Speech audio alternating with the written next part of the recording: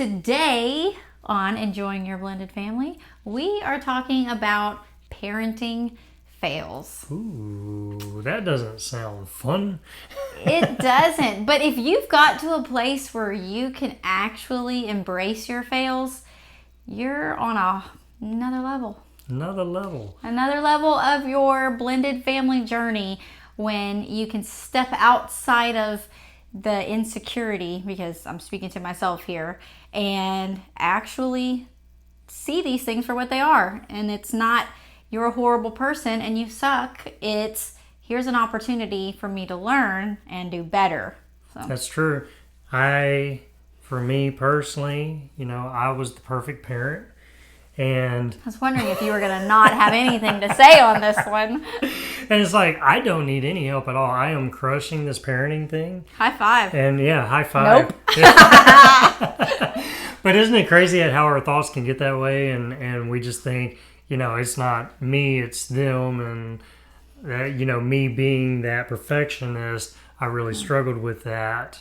Thinking, man, everybody else is just crazy. And it wasn't until I was able to do some self-reflection and say, you know what? None of us are perfect. We can all get better. We can all grow. So yeah, very important topic is us learning from our failures. So there's power in that. Yeah. So yeah, get ready. Today's topic is powerful. Gonna be good. All right, so parenting fails. Yeah. Like, whenever I think of it seriously, is I think of Thomas Edison and when he said, you know what, I failed. And I forget the right numbers. You can look at the quote, you can Google it. But I think he said, I failed 1,000 times. But it took 1,000 times for him to create the light bulb. It wasn't that he failed 1,000 times. He just learned 1,000 times how not to create a light bulb. And, and like I said, I probably misquoted that, but, the heart of it is so true that we learn from our mistakes. And whenever we know that, man, how much more better effective parents can we be whenever we do take a time to just kind of self-reflect and say, okay, what could I have done better in that situation, or what could I do better moving forward? Yeah, and for me, I always saw failure just in a lack of self-confidence for myself. I always saw failure as just a real shot at like who I was as a person, who I was as a mother, as a human being, as a wife. So anytime I messed up, I took it so personal that I was a mess up. And I mean, it wasn't until some deep self-reflection, and really like what we talk about in a lot of these is when all of our kids moved off. And I had a lot of time to self-reflect, and I went to counseling and just learning some things to realize that failure is not a bad thing. But I projected that even onto my kids. Part of my parenting failure is that I didn't want them to fail either, because if they failed, I thought it was a reflection of me as a mother. And so then I was also still failing. And so I would swoop in and not let them fail because I didn't want them to fall. I didn't want them to crash. But it wasn't until all of that came about and I had to do the self-reflection that those are the opportunities when you can pick yourself back up, dust yourself off, and try something different, do something different, learn from it. And as long as you're learning from your mistakes, it's not a failure. You're just learning how to do things new. Yeah, and as a husband, a father, as a guy, it's easy for us to get into the my way or highway syndrome.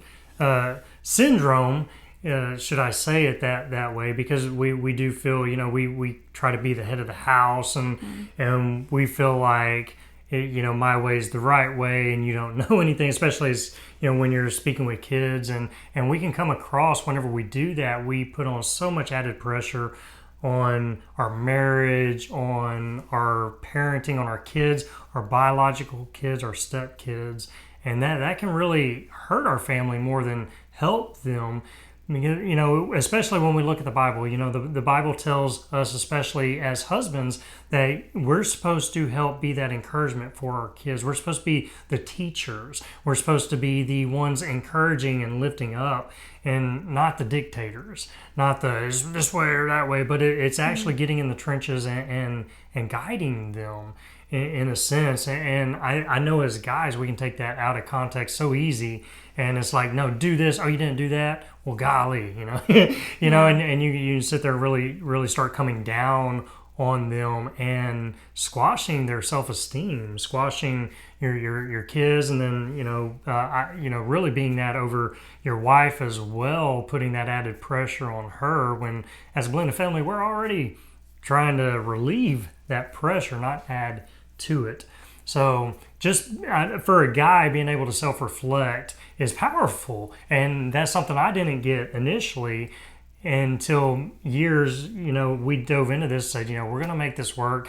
And then we started learning, especially me, saying, I can get better each and every day. And it is looking at some of the things that I just did wrong. I just messed up, and I call it for what it is, and I learn and move moving forward. Past the pride in it, I think that's the thing that makes, when we fail, it brings that shame on. And so we want to keep it a secret and keep others from knowing, because we don't want to look bad. It's that pride inside of us. No, I am. Especially for me, being in a blended family, and us having ex-spouses, and me failing could potentially mean me losing my children, or you losing your child. Like, if I'm not doing the other side, a good enough job, being a good enough mom, not even them picking, but the court system coming in and saying you're not doing what you should be doing.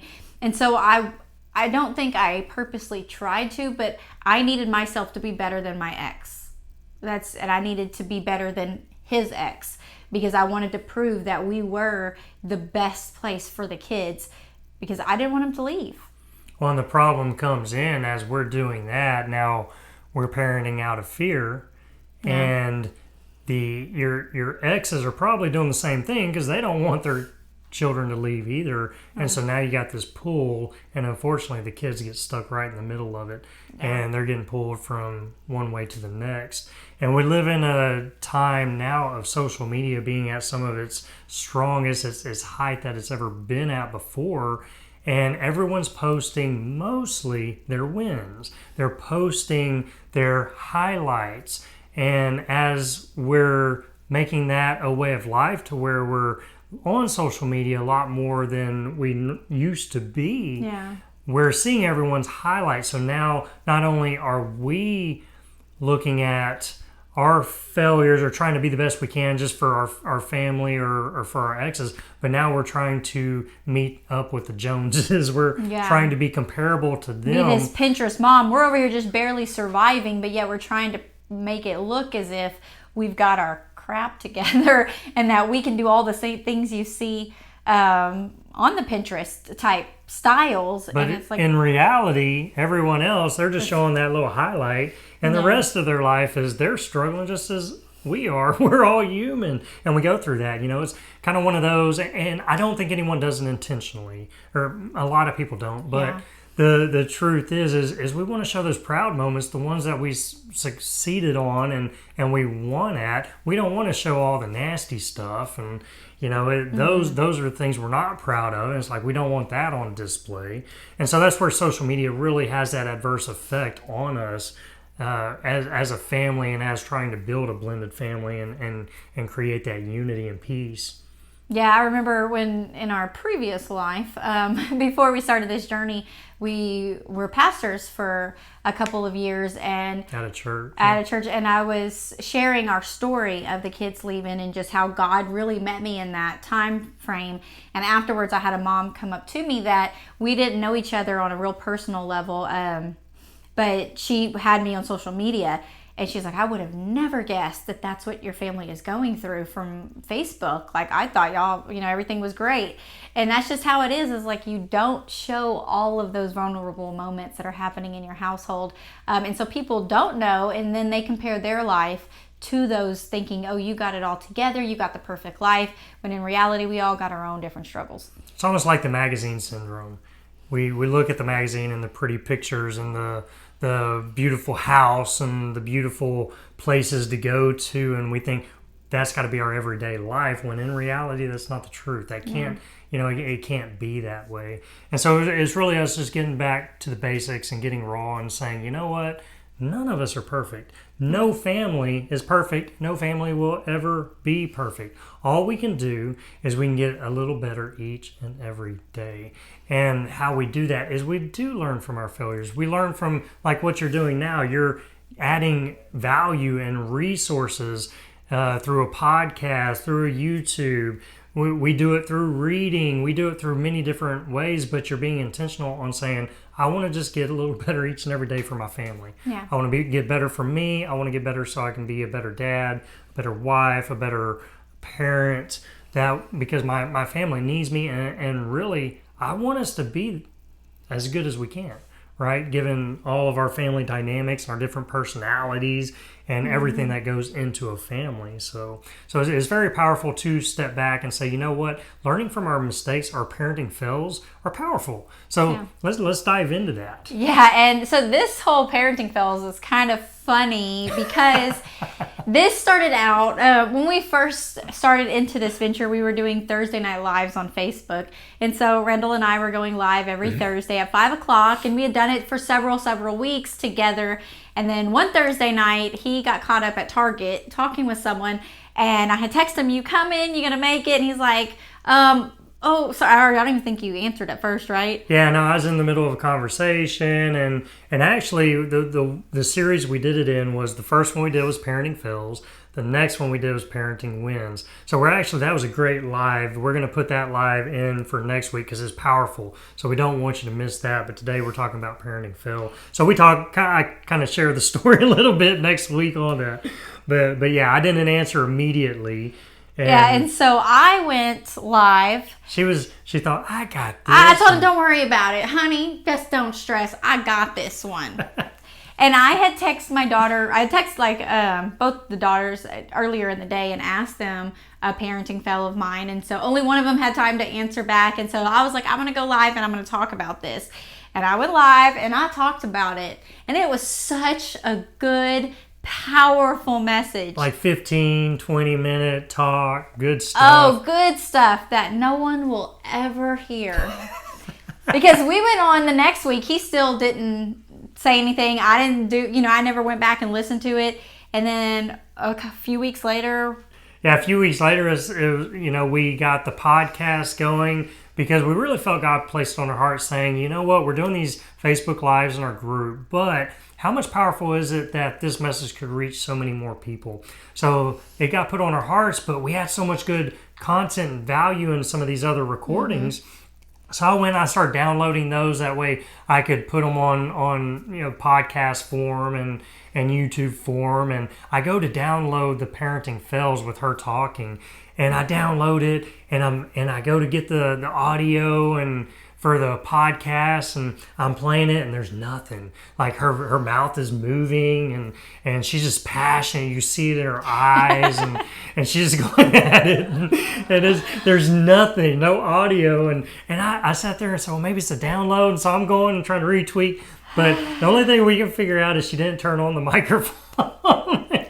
So she has like 15 to 20 minutes of great stuff that it was so good, but no one will ever know. So I'm going to somewhat try to recreate it today, but I know it's not going to be the same because it didn't have the same passion and emotion that I had that day when it was fresh and raw. But man, and we laugh about it because one, it happens to be the parenting fails that I failed miserably. But I make fun of him all the time because he does this stupid mic check every time before we get started. If you're into technology or recording, you got to check out, I'm just that type. I check out all the microphones and go through my whole checklist. That's just my personality too. So I always pick at him for that. And then the time he was not there that I thought I totally had it covered. There was no mic check because that's dumb. And there was no volume. And I thought for sure I could recover it, but it is lost in the world of no one will ever know. Sadly, no one told me, hey, you don't have any volume. Don't know what that means exactly, but everybody's being polite. They might have thought it was theirs on their end, and they would just come back later and try to figure it out. So anyways, we have volume today. So, parenting fails. That was more of a podcast fail. So we want to share just from each of ours, and the power and the beauty in this is each one of us went back and asked our kids. We asked one of our kids. In fact, I asked my biological daughter, and she asked her biological daughter, and we just got it from them, because how important is it sometimes we don't realize what we're doing. Yeah. But when we ask our kids to say, hey, what could I do better at, or is there anything I'm doing that is hurting you, or that you wish I didn't do, and just getting an honest, raw feedback can be powerful in itself. Age depending, of course. If you're asking your 5-year-old, what's something that I could do More better? candy! More cookies! So, it's got to be age appropriate for sure. But there is power in that. They see things differently. And when we kind of step in their shoes and see it from their perspective, sometimes we can take it with a grain of salt, but sometimes it's very powerful. So that's kind of what we did. We asked, and I think we each had a parenting fail of what we thought, but we got so much more perspective just asking them. Yeah, and so the way I did is I sent out a text, and I'd asked both girls, but again, the oldest, Big Riley, she was at work, and so she didn't respond, so I only got the one response. So that was what I was sharing the day that nobody ever heard. So I asked her, what if I were to ask you like something that was a parenting fail, something I did wrong, what would you say? And she answered pretty quickly, and she had told me... Imagine that. I answered quickly. Yeah. Funny you should ask. Yes, I've been waiting. And that is the funny thing, though, is, we all are screwed up because of our parents. I mean, right? They're to blame for everything. And they're screwed up because they're parents, and it goes on and on and on. Yeah, it's a cycle. But really, everybody just wants to be acknowledged that there were mistakes made and that it's okay. Like, I think once you acknowledge that, you're able to move past it. But the more you try to, overcompensate and deny that it happened, that's what causes that resentment in there. So I asked her, and she had sent back really quick, maybe not letting us watch scary movies. And I was like, what? That's out of all the things that I didn't let you, I was like, that was actually a win. Start pouring salt out, grain of salt out. And so I was like, oh, really? I was like, I thought you were going to say something about eating, how I would, make such a big deal out of what y'all ate. And she was like, oh, I thought it would be too much to say that you gave me an eating disorder, LOL. I was like, yeah, okay, it's a little harsher. But she has made that comment several times she's an 18-year-old right now. And she says it kind of in lightheartedness, but she does feel like she has issues eating. And one thing I took very serious in raising them was the food that I provided for them. One issue being that they were both Devin and Riley were both ADHD and given ADHD medicine, and the doctor told me you need to feed them a very big breakfast. They're probably not going to eat lunch, but send it anyways, and they need to have a hearty dinner, a healthy dinner, and then snacks in between. Well, they wouldn't eat because they took this ADHD medicine that made them have zero appetite. And so I was always trying to force food on them, healthy, good food. And then my son had allergies. And so I would try to restrict food from him to try to help. And dinner time. Yeah, it was a battle. Seriously, it was a battle every night, really. And they would, as soon as we'd get in the car, they would ask, what's for dinner? And it's not because they were looking forward to it. They wanted to already complain about it for the moment. And so, and they were very picky, they didn't just like everything, and as many kids are, they weren't very versatile in their foods, and so you would do a lot of just well-rounded meals, including the vegetables and things like that they didn't like, and especially being ADHD, they would fight it tooth and nail. That's just part of that dynamic. Is if I don't want to do it, I'm not going to do it. Yeah, and I'll fight you to the grave. My son not as much, but our youngest, she is definitely an Enneagram personality 8, if you know anything about the Enneagram, or what you would call a strong-willed child. So getting her to eat, there were times that she went there, one time in particular that we joke about now, that I took her to the bath because she was fixing to throw it all up because she refused to swallow the stinking meat. You will swallow this food. She's like, mm-mm. Oh man, I mean, there was a whole story with the tuna fish sandwich. I don't know if we told that one before, but I'm sure we have, where I carried it around for 3 meals. I would refrigerate it in between, but I would carry it from place to place, waiting that she was going to eat it. She was not going to have another meal. You're not meal. eating anything else. And I'm telling you, I got this advice from parenting books. Like, there was one that said, if they won't eat dinner at your table, sit them outside. If they don't want to eat with the family, sit them outside. They don't get to eat with the family. And this was parenting advice, and I was just trying to do my best. So, and I'm here to admit on live camera for all of the world to hear that I messed up. that was a fail of mine, and it has caused her some issues with her eating habits now as an adult. But she's working on it. I'm working on it. And we're moving past it together now. Yes, and we're not fighting laughing each other about it now, and I don't force her. Well, I will say I tried to redeem myself. I won't go too much into the story because it's like a whole story in itself. But there's this like classic story of when I tried to make what was called Hawaiian chicken in a crock pot. Have you heard? The Enjoying the Holiday Challenge is back. Last year, I said enough is enough with all the rushed hustle and bustle that comes with the holiday, and I wanted to do something that changed, that slowed down time and allowed me to enjoy and be present with my family during the holidays. So I decided to throw out all of the expectations I had and slow down our schedule, and I invited some friends to join me, and I want you to join us this year too. And it's really exciting because we're using this book called Bring Back the Merry, 25 Days of Great Joy for Christmas by Candace Cameron Bure, and I cannot wait to see what God does during this time. This challenge is not about doing more, fitting more into our schedule or making things bigger and better. This challenge is about doing more of what matters, which is slowing down and in being present and enjoying our time with our family. So if the holidays have been leaving you feeling like I did with these unrealistic expectations or packed out schedules, I want you to join me. Click the link in the show notes and get signed up today. Now back to the episode. And I was following this crock pot recipe, and it turned out not great. The chicken absorbed the orange juice and was like orange on the inside.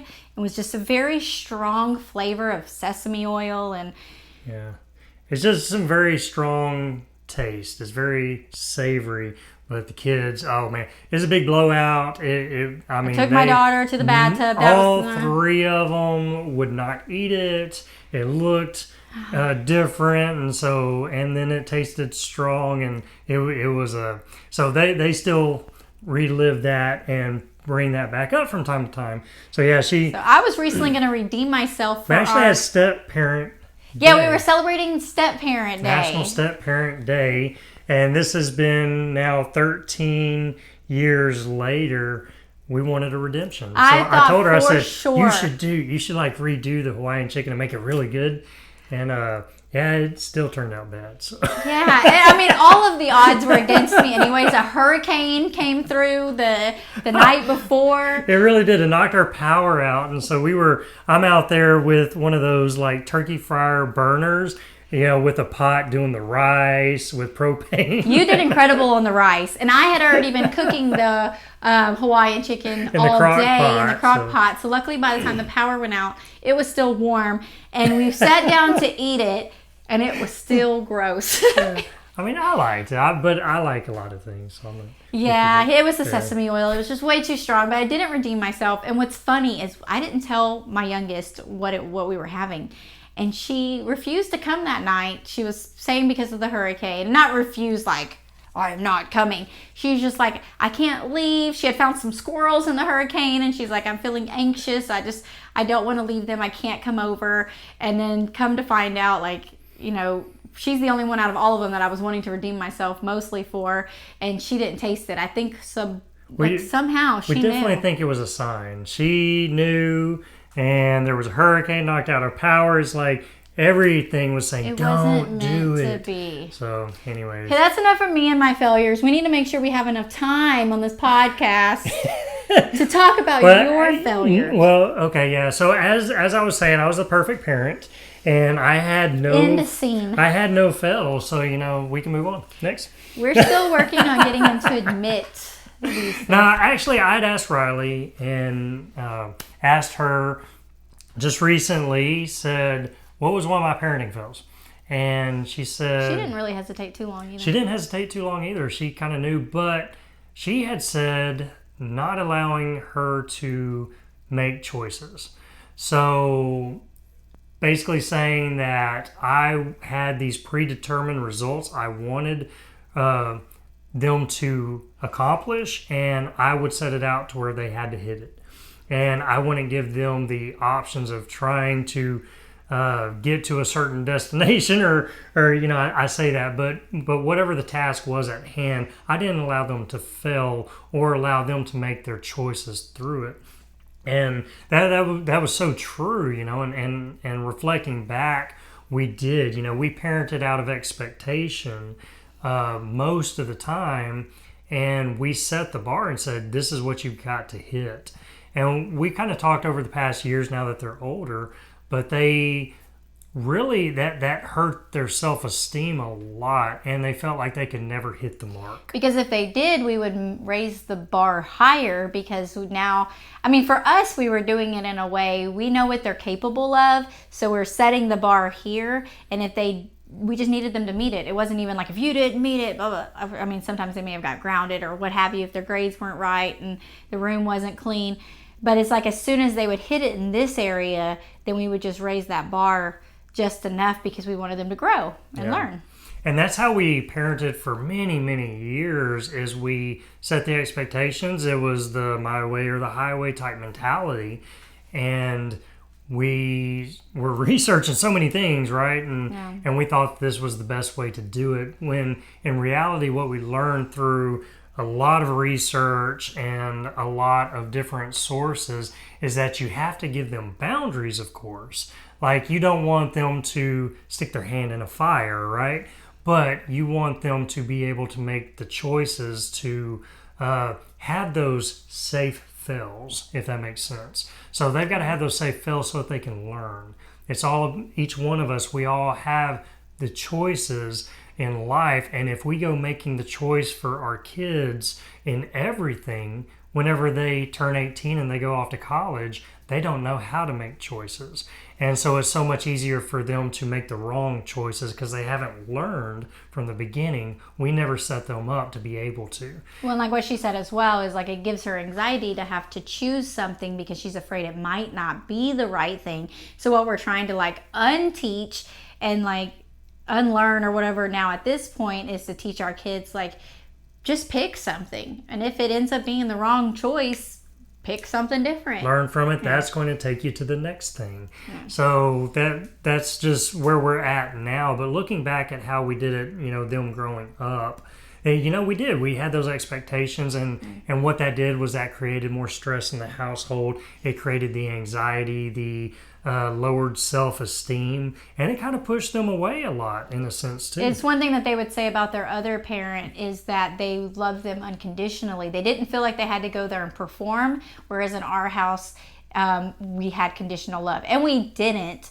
But that's what they perceived from the way that we raised them. We loved them regardless, but we did have a very strong, narrow, this is right and this is wrong. This is what you need to do in order to be a good Christian, good human being. Yeah, good in society.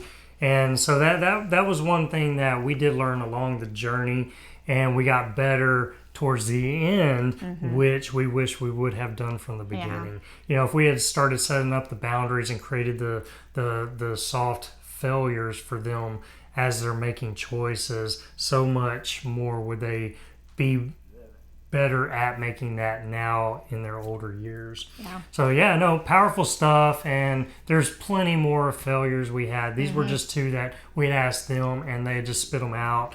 And there's so much truth to that. And now with us and our dynamics, we had custody of them, so they were with us the majority of the time, and that plays into the dynamics as well. As being a blended family, because if you're just seeing your kids on the weekend, or every now and then, or you have visitations, you do parent a little differently because you don't have them all the time, so you are having to approach it a little different too. So that's a little bit different of a dynamic. So this was just ours and kind of what we had went through, but it can, definitely pour into any family dynamic. Yeah. So good stuff. But those are parenting fails. So just kind of wrapping up, we learn from our mistakes. Just the more we can admit our mistakes, the faster we recover from them. Mm-hmm. Instead of trying to always fit in and feel like we've got to, it's almost like we put the mold on ourselves. We look at social media and we look at all these areas and think that that's the bar, and we're trying to achieve it and we're always failing at it, and it lowers our self-esteem, right? Kind of like what we were talking about with Riley and her not making the choices. So we have these false expectations that we're trying to hit as parents that can really limit us or cause us to try to just overachieve and cause more problems in the household than we do solutions. So yeah, just really working on our failures. Once we admit it, once we see it, we can move past it, learn from it, and become better. Failures aren't bad. If you don't learn anything else, it's that failures are not bad. They're opportunities for us to learn and do things differently. No parent is perfect, and no parent ever will be perfect. We just learn and grow and love more and more each and every day, and that's how we do it. So good stuff. Awesome. Yes, love it. Awesome. So great talk. We will see you next time. Like I said, next week we're talking parenting wins, which is powerful too, and a lot of good stuff. So we will see you then. Later, guys. Hey, thanks for joining us today for another episode of Enjoying Your Blended Family. All the links we've talked about today, they're in the show notes below. If you've enjoyed listening, be sure to subscribe below. It's free and it lets you know when we have another episode for you to listen to. And if you want to help us out, leave us a rating and review so that we can keep reaching more people. Until next time, remember to enjoy the moment.